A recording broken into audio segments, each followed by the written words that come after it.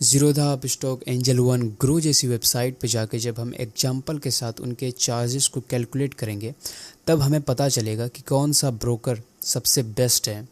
इसके अलावा सभी ब्रोकर की आपस में एक डिटेल कंपैरिजन करेंगे।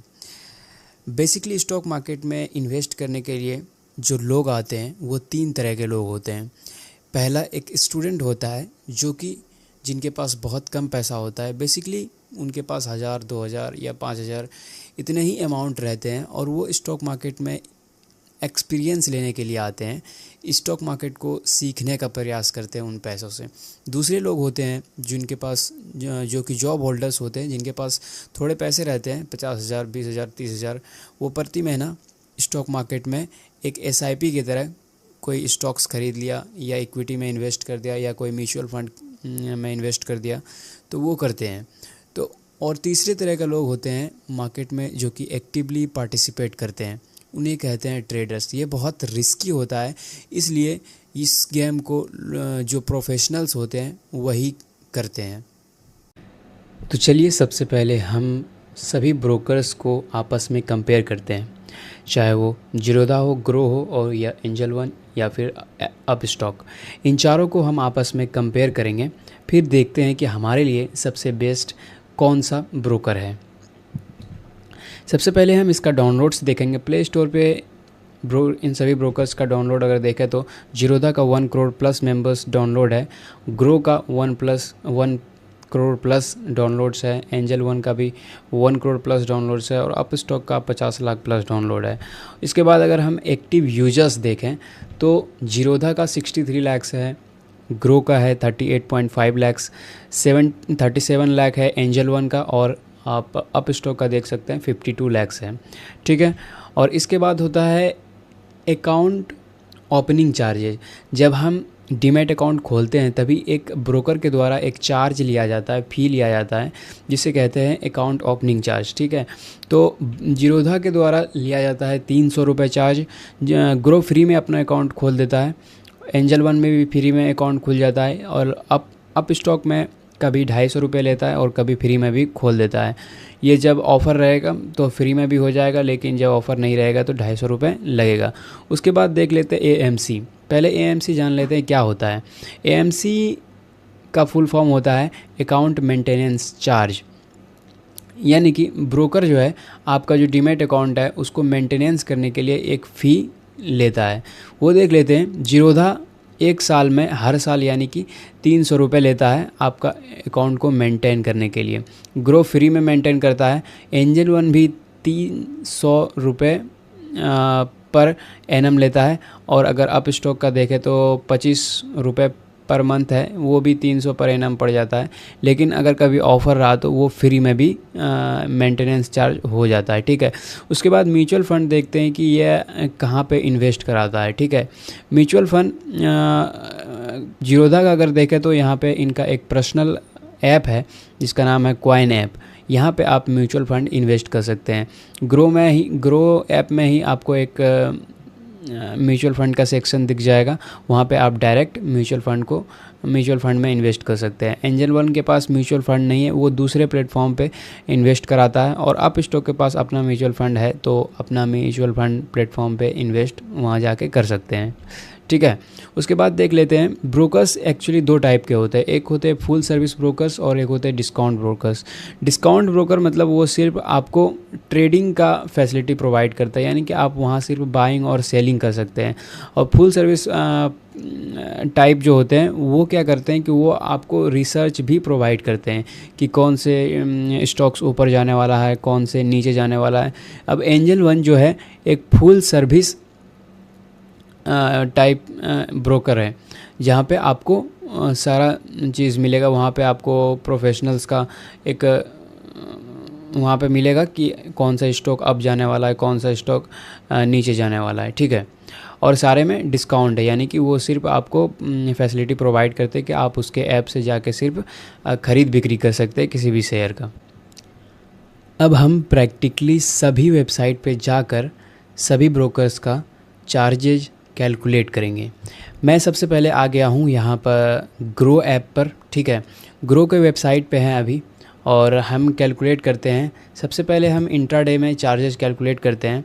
चार्जेस क्वांटिटी यहाँ पे हम 100 कर देते हैं और बाइंग प्राइस कर देते हैं 1000 और सेलिंग प्राइस कर देते हैं 1100 रुपये। ठीक है, यही सारा पैरामीटर हम सारे ऐप्स में रखेंगे, सारे ब्रोकर के वेबसाइट पर रखेंगे और देखेंगे, कैलकुलेट करेंगे कि चार्जेस किसका ज़्यादा होता है और किसका कम होता है। ठीक है, तो यहाँ पे टर्नओवर सबका बराबर रहेगा 2,10,000। ठीक है, पीएनएल यहाँ पे 10,000 क्योंकि यहाँ पे 100 रुपये का 100 शेयर्स में प्रॉफिट हो रहा है। ठीक है, चार्जेस यहाँ पे लगे 86.51। ठीक है, ग्रो चार्जेस लगे हमारे 40 रुपये, यानी कि ये ब्रोकरेज फ़ी लेते हैं 40 रुपये।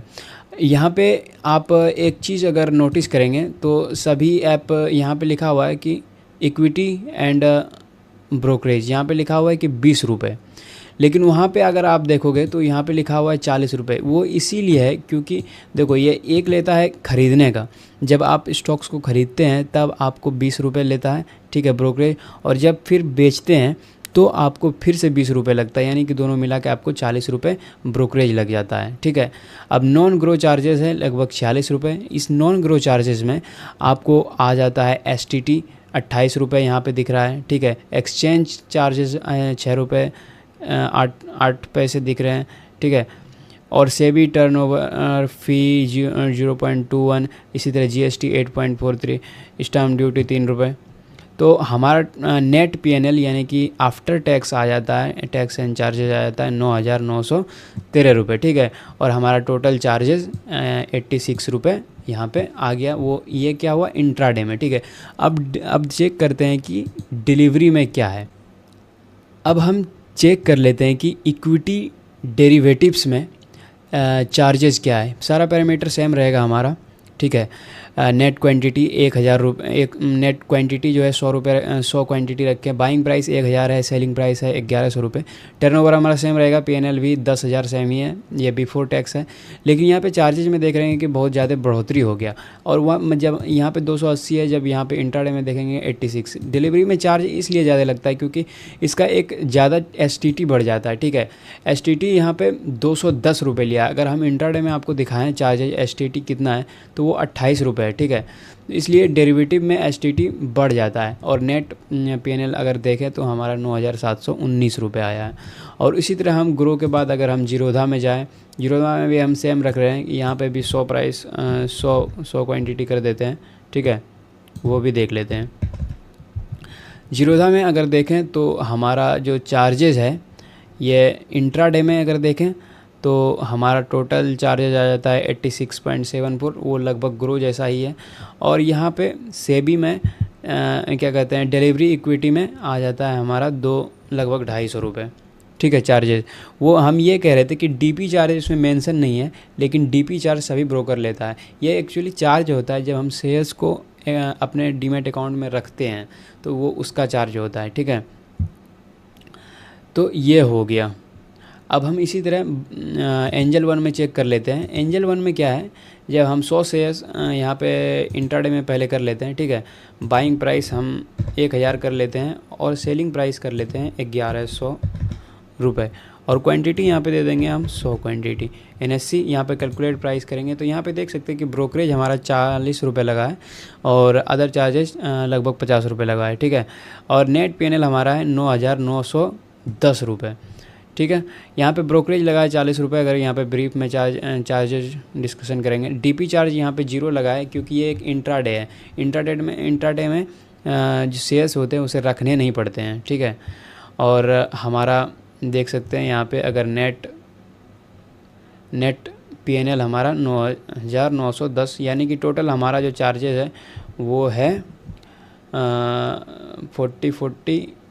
89 रुपीज़।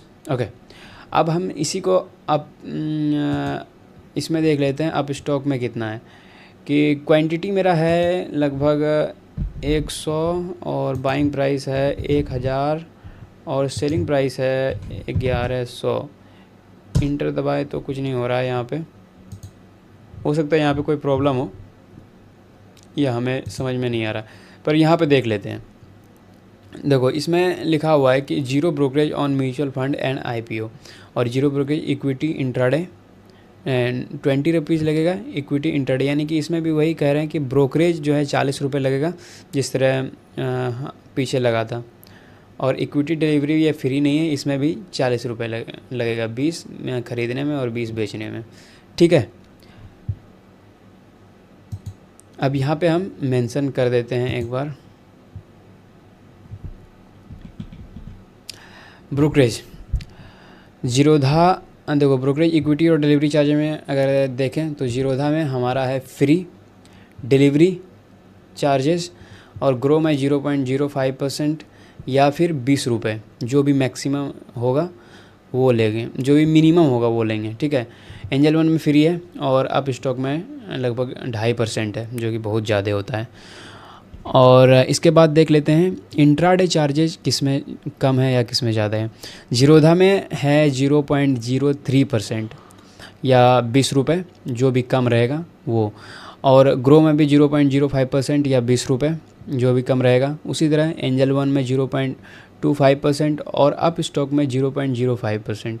देखो अगर यहाँ पे एक चीज़ नोटिस करना कि जो इंट्राडे ट्रेडिंग करता है उनके लिए एंजल वन सही नहीं है, क्योंकि देखो यहाँ पे इंट्राडे में देखो बार बार तुम खरीदते और बेचते हो, इसीलिए वहाँ पे टर्नओवर बहुत ज़्यादा होता है, और ये 0.25 ये बहुत ज़्यादा परसेंटेज है। ठीक है, तो हमें सबसे बेस्ट अगर कोई इंट्राडे करता है तो वो उनके लिए जीरोधा है, एंजल वन है या अप स्टॉक्स है। ठीक है, उसके बाद हम देख लेते हैं कि डीपी चार्जेस जो डिलीवरी चार्ज डिलीवरी इक्विटी होता है उसी पे लगता है सिर्फ। ठीक है, तो डीपी चार्ज यहाँ पे देख लेते हैं, जीरोधा देता है 13.5 रुपये प्लस जीएसटी, उसी तरह ग्रो 13.5 रुपये प्लस जीएसटी, 20 रुपये प्लस जीएसटी एंजल वन में, और फिर अप स्टॉक में जब देखेंगे तो 18.5 प्लस जीएसटी। और पेमेंट गेटवे, यानी कि देखो जब हम डीमैट अकाउंट खोलते हैं तो उसमें पैसे डालने पड़ते हैं, तो वो हम अपने बैंक अकाउंट से ट्रांसफ़र करते हैं डीमैट अकाउंट में। तो हम यूपीआई के थ्रू अगर ट्रांसफ़र करते हैं तो जीरोधा में फ्री में कोई चार्ज नहीं लगता है, फ्री में ट्रांसफ़र कर सकते हैं, ग्रो में भी फ्री में कर सकते हैं, एंजल वन में भी फ्री में, और अप स्टॉक में भी फ्री में। लेकिन अगर यहाँ पे जीरोधा में अगर हम ये करेंगे नेट बैंकिंग करेंगे या कोई अदर तरह से डेबिट क्रेडिट कार्ड से हम पेमेंट अगर इसमें ऐड करेंगे तो इसमें कुछ फ़ी कटता है 8 रुपये या 9 रुपये, तो वो देख लेना। लेकिन यूपीआई का जो ट्रांजैक्शन है वो सारे ही ब्रोकर में फ्री है। अब हम बात करते हैं जो मैंने पहले ही बताया था कि अगर आप एक स्टूडेंट हो, ठीक है, और अभी आपको सीखना है तो आपके लिए बेस्ट रहेगा ग्रो या फिर जीरोधा। ठीक है, और अगर कोई जॉब होल्डर्स है, इन्वेस्टर्स है, तो उनके लिए बेस्ट रहेगा जीरोधा या फिर एंजल वन। ठीक है, और अगर कोई ट्रेडर्स है तो उनके लिए यहाँ पे सबसे बेस्ट है अप स्टॉक, यहाँ अप स्टॉक या फिर जीरोधा, ये दो। मतलब जीरोधा बहुत अच्छा है, जीरोधा लगभग सारे टाइप के जो ट्रेडर्स होते हैं, इन्वेस्टर्स होते हैं, वो यूज कर सकते हैं, इसमें चार्जेस बेसिकली कम ही है।